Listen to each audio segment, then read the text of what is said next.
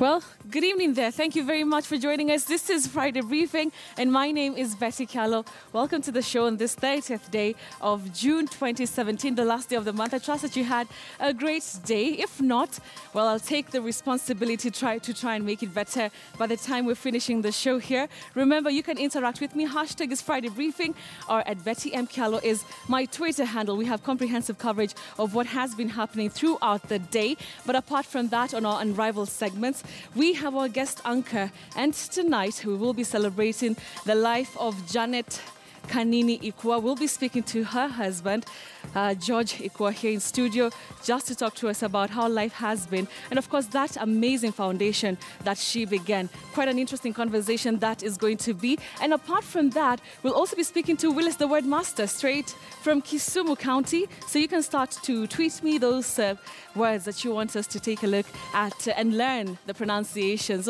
So this is, of course, Friday Briefing. Thank you very much for joining us. Let's begin with the highlights.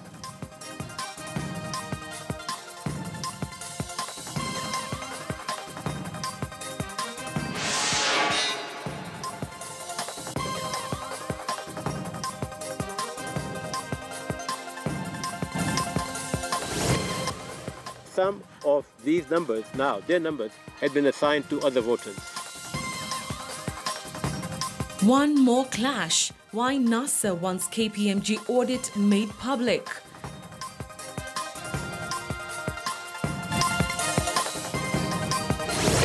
People of Kenya want to know what is the agreement with these corrupt cartels so that they can finance the NASA campaign.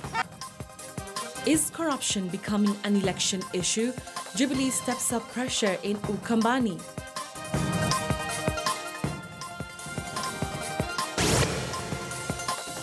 Tutaenda ngambo hii kwa Magufuli. Lazima ile kipagio na kupagana ile ofisadi ile kwenye ofisadi yote.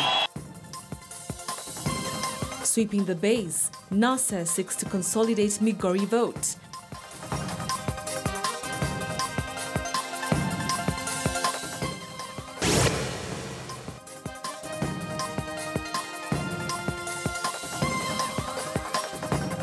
And Unga turnaround, or is it? New consignment of maize arrives in Mombasa.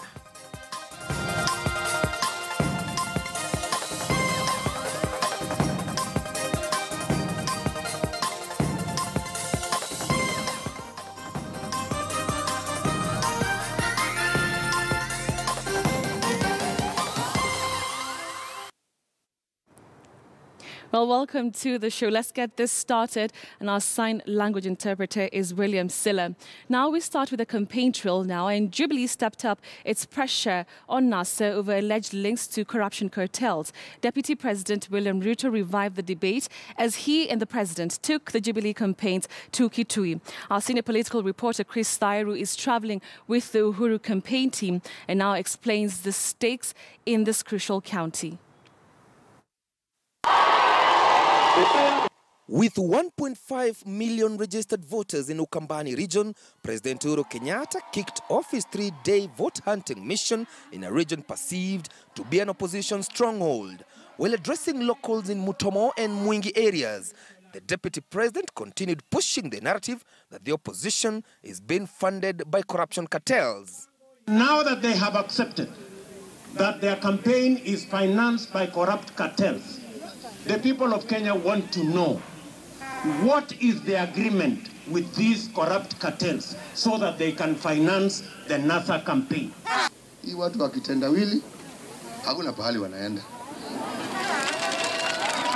Na mtaona tu. Majaliwa ya Mwenyezi Mungu, lakini mtaona tu. NASA principal Kalonzo Musyoka has already challenged businessman Jimmy Wanjigi to expose the relationship they had with the deputy president. Corrupt cartels who now they want to sanitize as prominent business people. I want to tell them, even conmen and corrupt cartels pose as prominent business people. Given that the region is the political backyard of NASA running mate Kalonzo Musyoka, in a tactical move, the president and his deputy steered clear of verbally attacking him. wakatupeleka makoti huko kwa wazungu.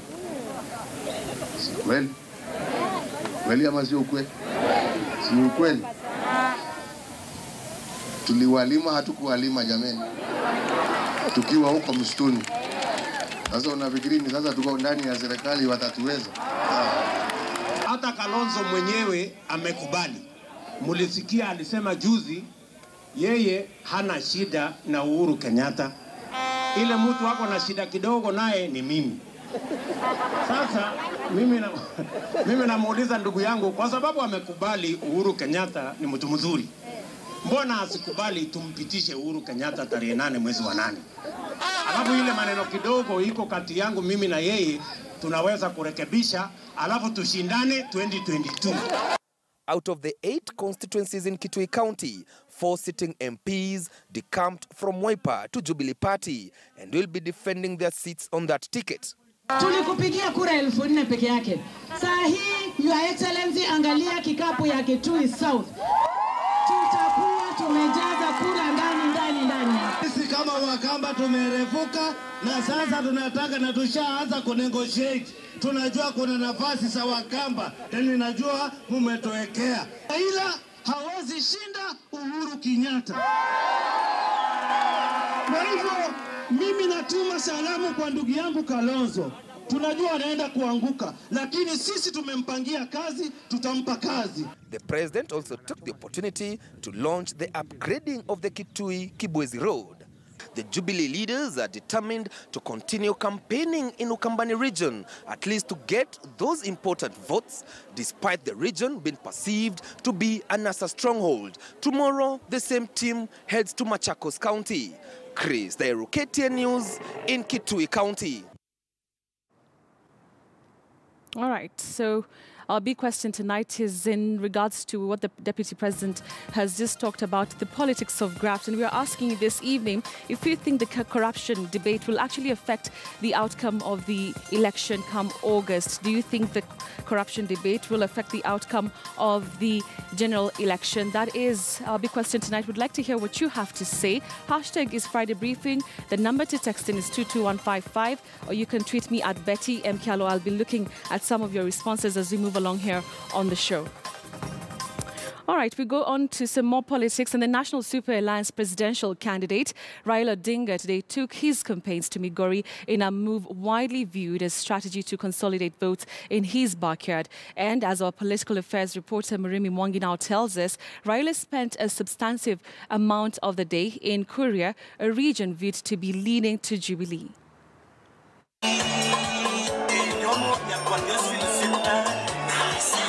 With over 300,000 votes up for grabs, Migori was the destination of the National Super Alliance, with day-long campaigns in Rongo and Kuria, culminating in a rally at Migori town. Kenya wanasema punda, punda, punda, tarehe 8 mwezi wa 8. Hii mzigo itashukishwa chini. Sawa? Raundi hii kama Raila Amolo Odinga hapati hiyo kura, basi sisi tunajua shetani anaishi hapa. Tarehe 8 tunajua Raila na Kalonzo wakionana na Uhuru mundu kumundu. Mundu kumundu. Utaona Uhuru miguu juu, Ruto miguu juu, Raila State House anaingia. The NASA Supremos promising to better lives of residents here through the promised increased revenue allocation to county governments, a percentage which NASA puts at 45% in its manifesto. Pesa ambayo wanaharibu kila siku, ile ambayo Ruto anatembea nayo kwa magunia, kwa harambe, harambe hapa, harambe hapa, harambe hapa, hapana. Tumesema hiyo pesa tutatumia kwa elimu ya watoto wetu. Niliweka tamaa yangu chini. Nimeweka tamaa chini. Weta ameweka tamaa chini. Isaac Ruto ameweka tamaa chini. Kalonzo ameweka tamaa chini. Sisi wote tunaunga Raila Amolo Odinga. Na wengine wanasema tu Jakoma amepita tayari. Jacob Mkende. Lakini hatoki kupiga kura Wewe usipofanya hivyo, wewe utakuwa mtu unasaidia Jubilee. In 2013, voter turnout in Migori stood at over 90%, with Raila Odinga garnering 82% compared to President Uhuru Kenyatta's 10%.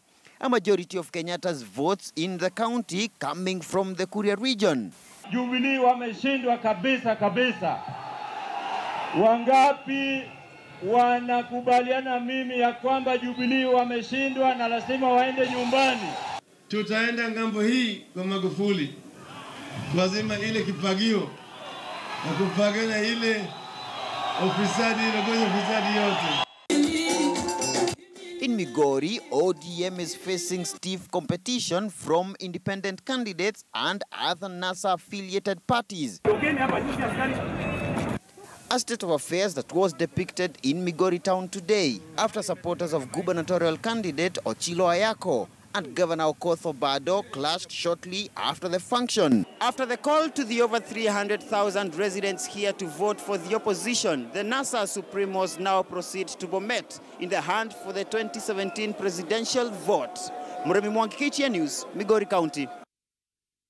Well, let's return to Nairobi, where the opposition coalition NASA has issued a raft of new demands to the Electoral Commission ahead of the August polls. Now, NASA wants an immediate release of the recent voter register audit conducted by KPMG. The coalition is also calling on IEBC to immediately conduct a mock voter transmission to demonstrate to the country how the system will work in August. NASA further claims that the IEBC had withdrawn the short cord it released yesterday of a suspicious flaws. But as Duncan Haimba now reports, the IEBC says NASA's demands are unfounded.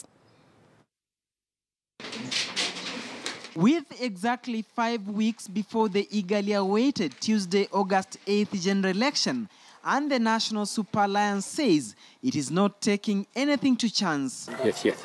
In a news conference convened by NASA presidential candidate communication advisor Salim Lon, the opposition is calling upon IEBC to explain why it withdrew the SMS service for voter verification it had issued through code 70000 just yesterday. For example, the numbers 0, 003, 006 all returned particulars of alleged voters who do not even exist. Even more strange, searching using some ID numbers of dead relatives of NASA Secretariat staff, those who have recently, in the last 2-3 years, perished, showed that some of these numbers, now their numbers, had been assigned to other voters. NASA claims names of voters who died as early as 2013 were discovered to be still on the register, while other voters had registered using ID numbers that don't exist in the National Database of Registration of Persons. The Commission has been working for months to clean this register, and in fact, overall, the Commission has been working for years to put out this new information. And yet, within 2 days of releasing the register, it withdrew the SMS service with the short code 7000. Why can't they just be explaining the anomalies?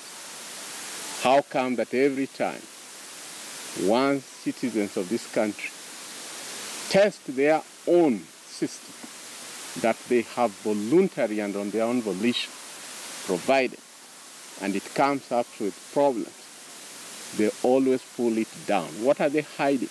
However, IEBC Chief Executive Officer Ezra Chiloba has clarified to KTN News that the verification code is still up and running. The opposition says it has received information that IEBC is planning to split the voter register into 13 geographical regions because the electronic voter identification EVID kits it has acquired have no capacity to carry the entire register of 19.6 million voters. So they're now dividing the system into 13 regions, some of which actually overlap jurisdictions. It's not understandable. there should be each county having its register deposit and all the IBIT kits to be used in that region, so that when people go to vote, you're not worried whether this is from this county and yet you have to look at the names in other counties. Doesn't seem right. There has to be some reason for it which has not been explained. Chiloba says Section 4 of the Election Act is clear and that certified registers that exist are those of county voters register, constituency polling station and diaspora voters register. NASA is also demanding the following: that IEBC releases the KPMG report immediately, that the Commission should use the Integrated Population Registration Service, the IPRS database, and make its findings public, possibly by July 8th. Demand number 3 is that IEBC should state clearly what complementary measures it will be using, and that NASA will not accept the use of green books, the black books, and the special register. And finally, that the secretly reinstated ICT Director James Muhati, who had been suspended last month for allegedly interfering in the audit of the register, remains under suspension. And if cleared, the Commission should state clearly by who. However, Chiloba says those are purely administrative matters, and after serving his month-long suspension, Muhati is back in office. NASA therefore demands that a dry run of the electronic voter ID system, EVIT, be conducted as soon as possible. IEBC says it has already conducted its initial dry run test on the kits, and that the second try will be done in July, and the final one will be done in August before the polls. Duncan Hemba, KTN News. All right, so we wanted to take a short break here on Friday Briefing, but let's just have a reminder of our big question tonight, and we're asking you something to do with the debates that we have been seeing in the campaigns. You've just heard what Deputy President William Ruto has just said about corruption, and we're asking you if you think that the corruption debate will actually affect the election outcome in August. Very many comments coming through. Let me just sample one or two. Ezekiel Obilo, you say, no, both NASA and Jubilee have no political goodwill to tell truth over corruption. Ombwayo Michael, you say, Ruto is in government. If he knows those corrupt cartels, why haven't they arrested them? His sentiments confirms their failures. Somebody also by the name Brian Lucky Bala, you say the question then should be, do Kenyans fully understand the dire consequences of not consciously deciding not to vote people with integrity, without integrity? All right, so that is our big question, and those are some of the comments that I'm getting, quite a number of them. I'll continue to sample them as we continue here on the show. So we take that break. Friday Briefing is going to be back in a few minutes, and then we'll continue with our coverage. Don't go away.